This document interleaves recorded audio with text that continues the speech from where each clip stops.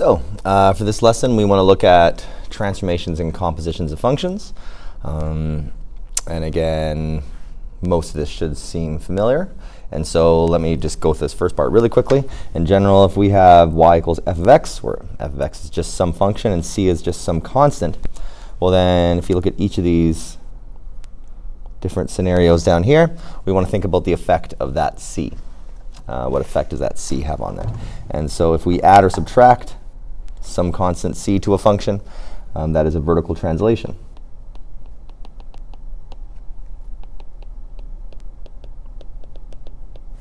And I'll say just c units.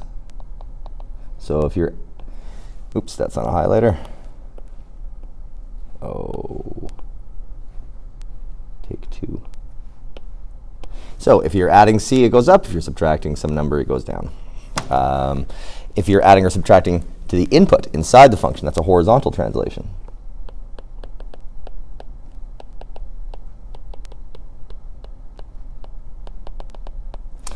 But if you're adding a number, it moves to the left. If you're subtracting a number, it moves to the right. So I'll say horizontal translation minus c units. If you're multiplying the entire function by some factor, or there's a coefficient in front of the factor, that is a vertical stretch by a scale factor of c.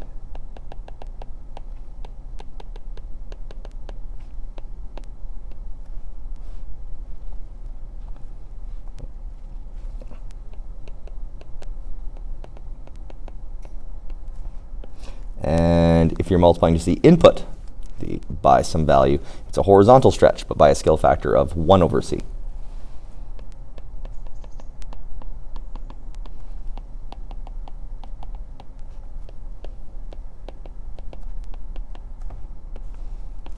And the last two examples are, what if we just focus on if the entire function is negative, or if just the input is negative. If the entire function is negative, this is a vertical reflection. Or I could say a reflection about the x-axis. And if just the input is made to be negative, we are multiplying the input by -1, it's a horizontal reflection. Or a reflection about the y-axis. But horizontal reflection is less letters than reflection about the y-axis, so I usually say horizontal reflection. Everything we have here, I'm really hoping sounds familiar. It really is the foundation of Pre-Calculus 12 and is used throughout it. So let's look at just a little bit with this, visualizing some transformations of a graph. So what I have here in red is the graph of f of x. You know, the semicircle of radius 3. I want to sketch what these three variations of f of x would look like.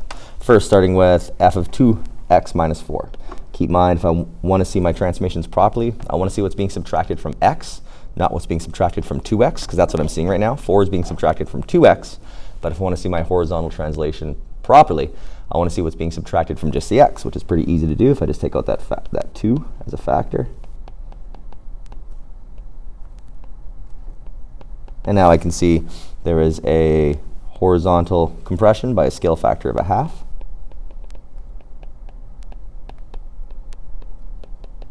And let's move 2 to the left. Actually, sorry, 2 to the right. If you haven't yet noticed, I get my rights and lefts mixed up. It's kind of sad. That's it. Let me just visualize this. I'll do the horizontal compression first, which means all my x coordinates are going to be chopped in half, divided by 2. And so first, you know, that point I've just drawn in blue, that's invariant. This point here will move to here. This center vertex will move to here. And what you see, this is just the horizontal compression. And now I want to take this and move it 2 to the right. And so take all these points and move them 2 to the right. So I'm going to have points here, here, and here. So this is my final sketch of f of 2x minus 4. All right, and just to kind of keep things from getting too messy, I'm going to erase this. There's the first one. Maybe I'll label this. All right, next one. I have just minus 2 f of x. So that here is both a vertical reflection and a vertical expansion, or you can just say stretch, by a scale factor of 2. It's both those in one. And so I can think about these in either order. Let's go back to function f, which is in red. The vertical reflection will look like this. And now the vertical expansion, I want to double all my y coordinates. So really, I'll focus on that point there. Instead of being 3 down, it's going to be 6 down. And so it's going to look something like this.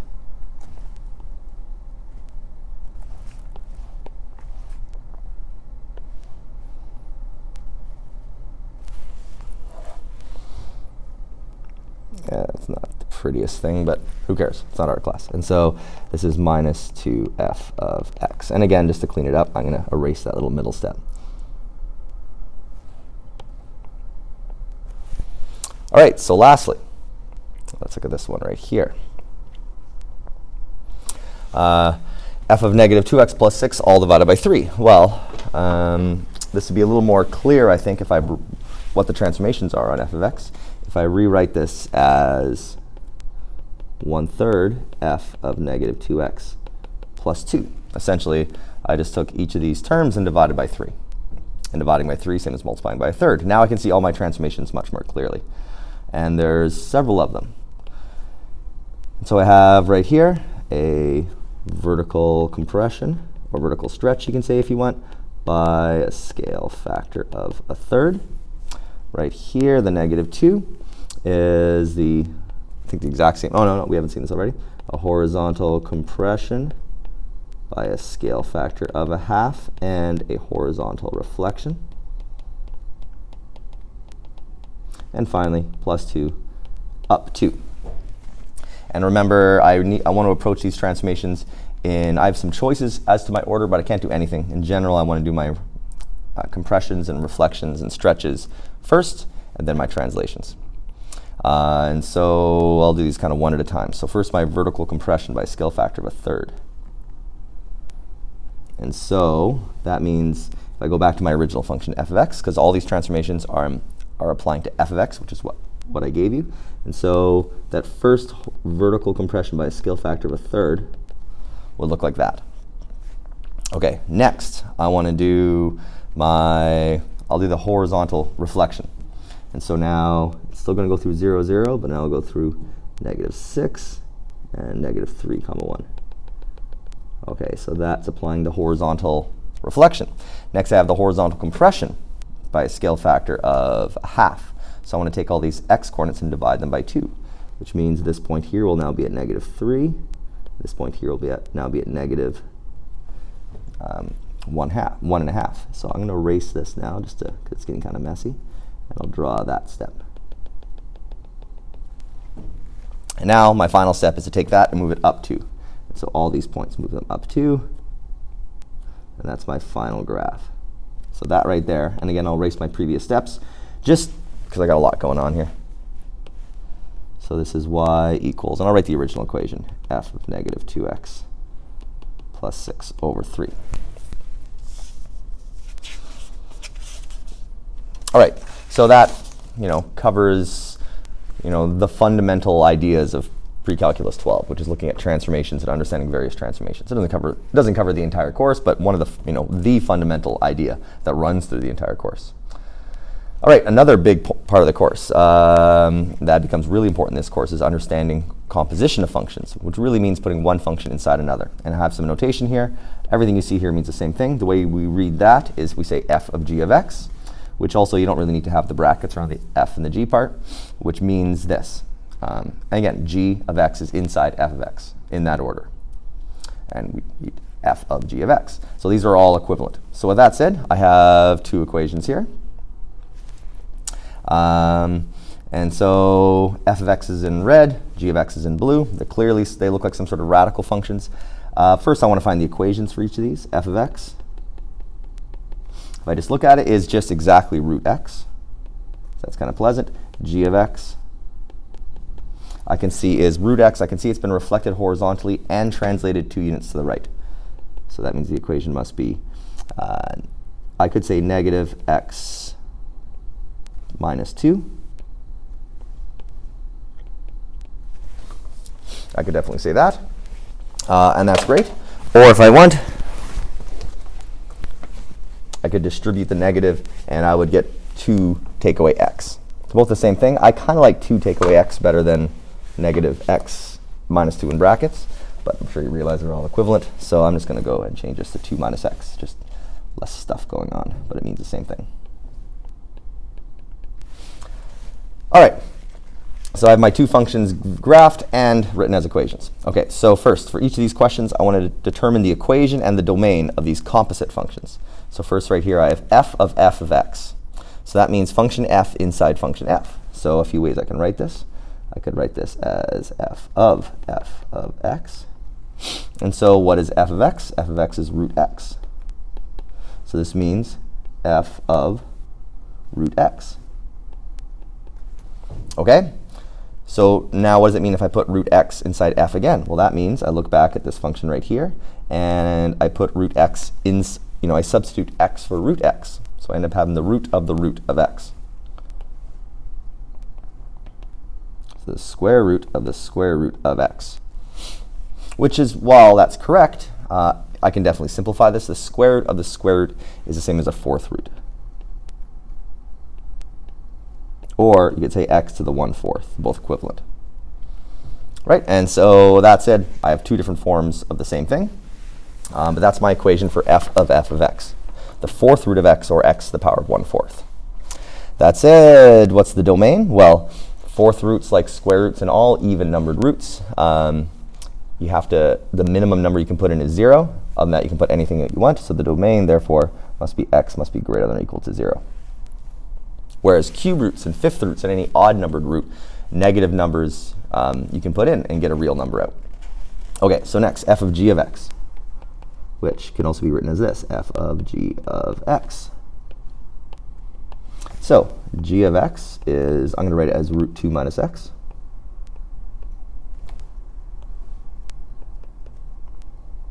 And all of that is going inside function f. And function f is a very simple function. Whatever you put inside it, we find the square root of it. So that means this must be the square root of 2 minus x.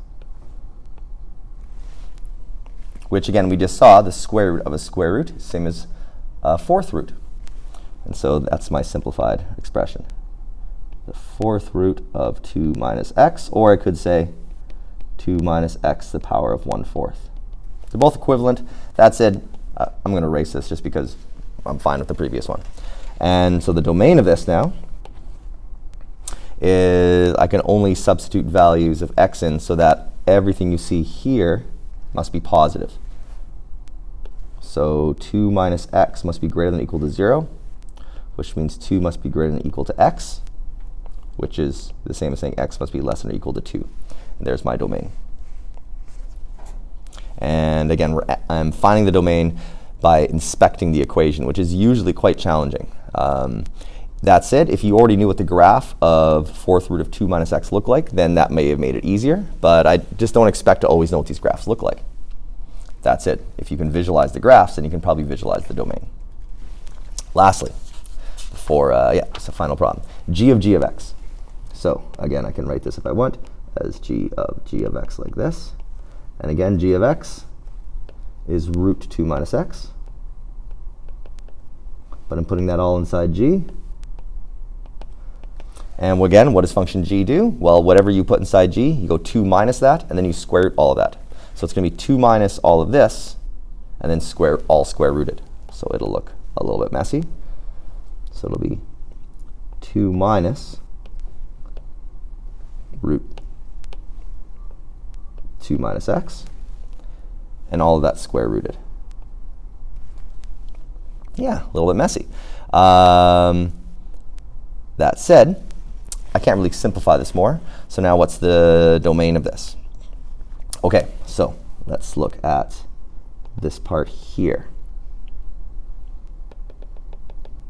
Look at that part there. I know that 2 minus root 2 minus x, everything there has to be greater than or equal to 0. Because everything there is inside a big square root. Which means if I move this term over here, I know that 2 must be greater than or equal to root 2 minus x. Okay, So what do I do with that? If I want, I can square both sides and get 4 is greater than or equal to 2 minus x.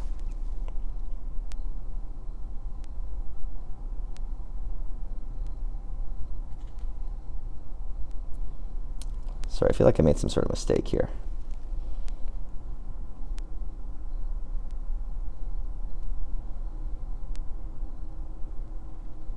Oh no, I'm okay. However, we also know from looking right here, that input right there, that, or by looking at any of these places here that I've highlighted in yellow, that x just from that part must be greater than 2. Must be less than 2, which is the same thing we saw right here. We already saw that the square root of 2 minus x must be less than 2. So just from looking at that part, we also know that 2 minus x must be greater than or equal to 0, or x must be less than or equal to 2. And if I look at this part right here, if I clean this up a bit, I can say, if I bring the x over, I can say that x must be greater than or equal to negative 2. So put this all together, I know that x must be more than or equal to negative 2, but less than 2. Therefore, I can see that altogether the domain of this must be x is less than or equal to, or between, I should say, negative 2 and 2. Whew. Deceivingly complex, isn't it? And so when dealing with these composite functions, quite often, thinking about the domain can get quite complex. And yes, if you can bring it back to a function you're familiar with, it makes it much, much, much easier, which is why we covered so many functions in pre-calculus 12. But in the end, sometimes we just have to analyze it. And it's if you're unsure about some of this, fair enough. This is probably what most students find one of the more challenging parts of the first part of this course, which is kind of understanding the domain by just analyzing equations. In this case, it's all about understanding that you essentially can't square root a negative number. Well, you can, but it's an imaginary number. And we want to deal with real numbers. And so if you just essentially realize, okay, I have to square root a positive number, in this case, I have to think about a lot of things. But in the end, this is my domain. And so I know, without even graphing this, if I were to graph this function here, I know I'm going to see something that begins at negative 2 on the x and ends at positive 2 on the x, and is continuous in between. I know that, even if I don't know what the graph looks like. All right, with that said, let's look at the last problem, which is going back to trigonometry.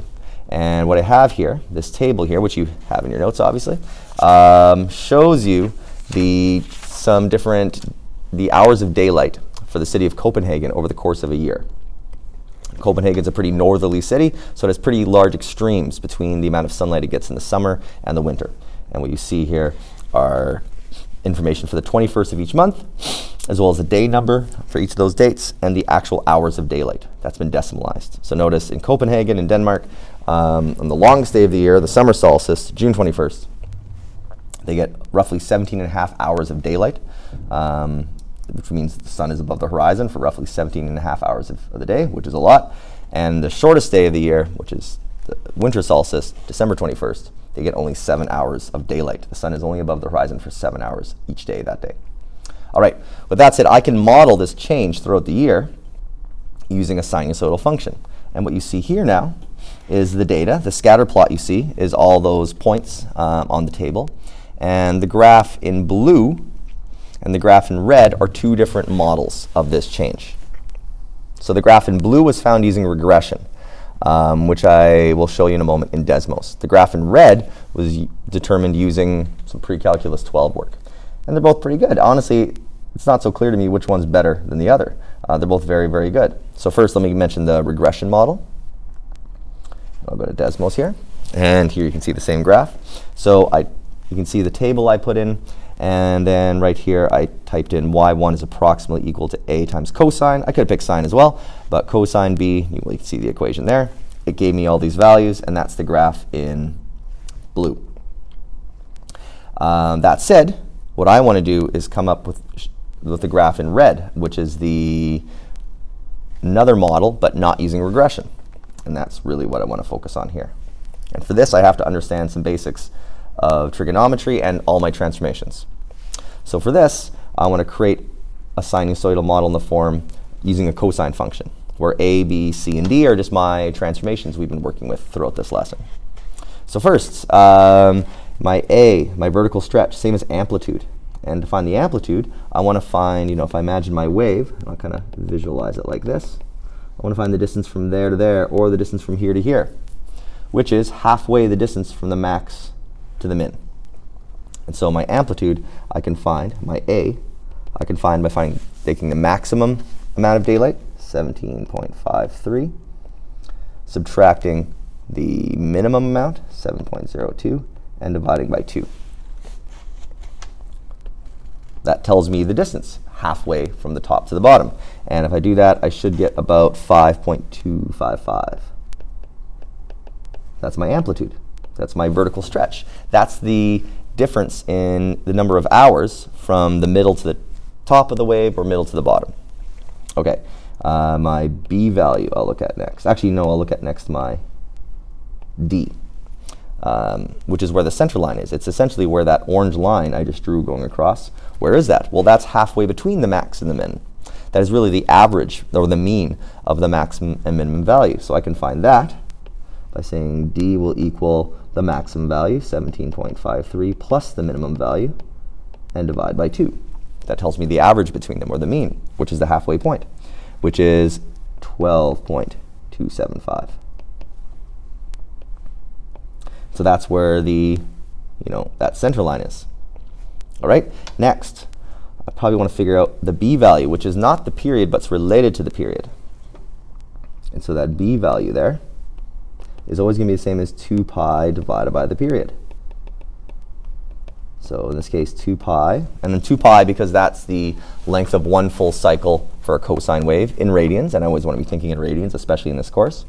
But what's the period? Well, I could look at the table and try to figure some things out, or just realize the period must be a year. This repeats every year. And so the period will be a year in days. And how do I know I'm in days? Because my unit of time I'm going to use is the number of days. And so the period is 365. And you could go, well, maybe it's a leap year, and you're right. But really, at this point, really 2 pi divided by 365, not 355. If you go 2 pi divided by 365, or 2 pi divided by 366, the difference is negligible. And again, these are in terms of our model. And again, our models aren't perfect. You can see from the graph they're pretty close. So I don't really care. And so I could decimalize this, or I could just leave it as 2 pi over 365, which is what I'm going to do. So lastly, I want to use a cosine function. A cosine function normally starts at a maximum, or it starts on a minimum if I reflect it. That said, this doesn't, my minimum value is over here, my maximum value is over here. It doesn't start at either of them, but I can pretty easily imagine a cosine wave being translated to the right to that maximum. And how far is that maximum? That is day 172. How do I know it's day 172? Because I tell you right there. The maximum is 172. So I want to imagine a cosine wave being translated 172 units to the right to create this wave, which means my C value, or my horizontal translation, or my phase shift, is going to be negative 172. That said, what I also could do is I could focus on that point there, which is a minimum, which is day number 355. And I could imagine a vertically reflected cosine wave moving 355 units to the right. And I would have a different horizontal translation, but I would also have to make my amplitude, or my A value, I should say, negative. And again, while I could do that, I don't see the usefulness of doing that. It's just more negatives. And so hence, I have everything I need here. So putting it all together, my equation is going to be y equals 5.255 times the cosine 2 pi over 365 times x minus 172 plus 12.275. So to be able to get this, we have to first be familiar kind of innately with how a cosine function behaves. It starts at its maximum. It has a period of every 2 pi, has a maximum of 1, a minimum of negative 1. Then we have to understand how we can then transform that to create that wave we have in red. That said, it really is just using a bunch of transformations. I'm not going to say it's easy, but that's what we're using, all these transformations. And if I go back to Desmos one last time, again, we see in red is the model we just came up with, and there it is, the equation right there. I guess you can't quite see it entirely. Oh well, I'm sure you trust that it's the same thing. And again, if I compare that to the regression model, really, you know, for example, if I look at the maximum, my model that I came up with seems to be a bit better than the regression model. But if I look at points in between, you know, other points like over here, the regression model seems better. Like I've said before, no model is perfect. These models, I think, are both pretty useful. They can both be used to make some pretty good, very good predictions about the amount of daylight anytime during the year.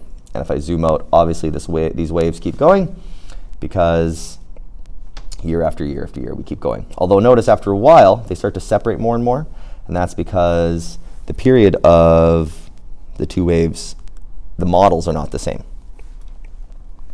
However, just look at 1 year, they're so close you can't really tell the difference. All right, so with that said, well, as usual, a lot of stuff covered, and as usual, it's time for me to stop talking.